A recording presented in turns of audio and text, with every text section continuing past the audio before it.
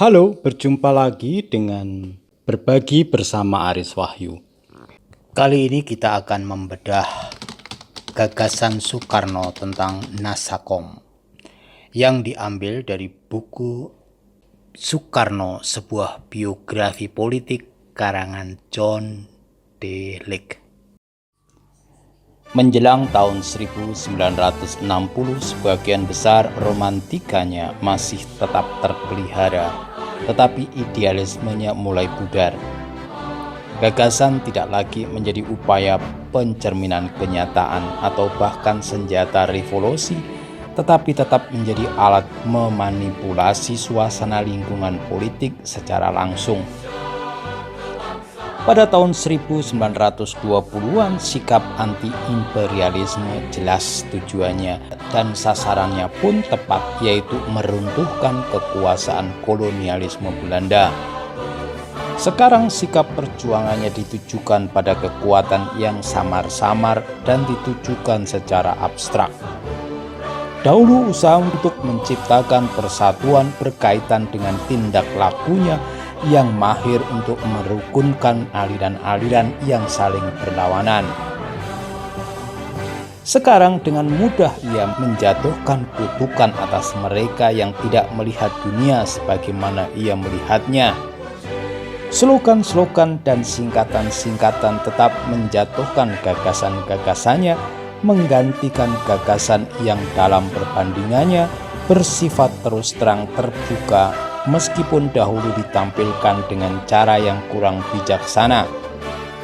Slogan-slogan dan akronim itu antara lain Manipol, Usdek, Ampera, Nevo, Oldevo, Nekolin, Berdikari, Tafef, Resobin. Seakan-akan ada unsur jampi-jampi dalam mengulang istilah-istilah ini. Jika dikatakan ideologi mempunyai unsur kata-kata yang bersifat kekuasaan gaib, maka slogan-slogan Soekarno lebih merupakan suatu kegaiban yang kasar di bawah demokrasi terpimpin. Pidato Soekarno merupakan permainan kata-kata melontarkan tumpukan-tumpukan kata sifat dan kata benda yang sering tanpa arti jelas. Revolusi adalah proses dialektik yang dinamis atau proses dinamika yang dialektis. Kewajiban kita ialah terus bersatu padu, saling memegang teguh Manipol dan Resobin. Sifat negatif, sifat destruktif, sifat menjebol daripada revolusi kita sekarang sudah mulai berkurang. Atau lagi, rasa romantik perjuangan adalah sumber kekuatan abadi daripada perjuangan. Okrat dari kekuatan ideal. Oikrat dari kekuatan batin. Oikrat yang memberikan pengertian kepada perlunya dinamik dan dialektik daripada revolusi. Segi lain dalam perubahan gaya Soekarno ialah ideologi dengan cepat telah beralih pada suatu yang ortodok ketika Soekarno telah menjadi penerjemahnya yang menimbulkan inspirasi. Kepandaiannya untuk menggunakan bahasa politik yang luar biasa telah cenderung menjadi ukuran untuk menguji kesetiaan seseorang. Meskipun demikian, Soekarno selalu waspada terhadap mereka yang di depannya berbicara manis, memakai istilah-istilahnya, tetapi di belakang diam-diam menentangnya, yaitu mereka yang manipolis, bermuka dua, yang munafik dan palsu. Menarik bahwa Soekarno, si pemersatu bangsa itu, semakin ingin tahu tentang apakah rakyat sepakat dengannya atau tidak. Sampai batas tertentu sikap Soekarno memang demikian. Keinginan untuk mendapatkan jaminan dan persetujuan selamanya membuat terbuka menjadi sasaran kritik. Seperti yang telah kita lihat dan menghadapi hal ini, ia biasanya cemas bagaimana mengatasinya. Ia berkata terus terang kepada mereka yang dianggap sebagai musuh-musuhnya, seperti jelas dilakukan, antara lain memojokkan Masyumi secara berangsur-angsur pada tahun 1950-an dan melarang partai ini bersama PSI pada tahun 1960. Tetapi sekarang pada awal tahun 1960-an ia mendesak orang-orang di sekitarnya agar terus-menerus menunjukkan dukungan kepadanya. Kekuasaan Soekarno pada hakikatnya tidak berupa kekuasaan dalam bentuk paksaan yang kasar, tetapi berisi tekanan-tekanan yang keras supaya menyesuaikan diri seirama dengan pikiran-pikirannya.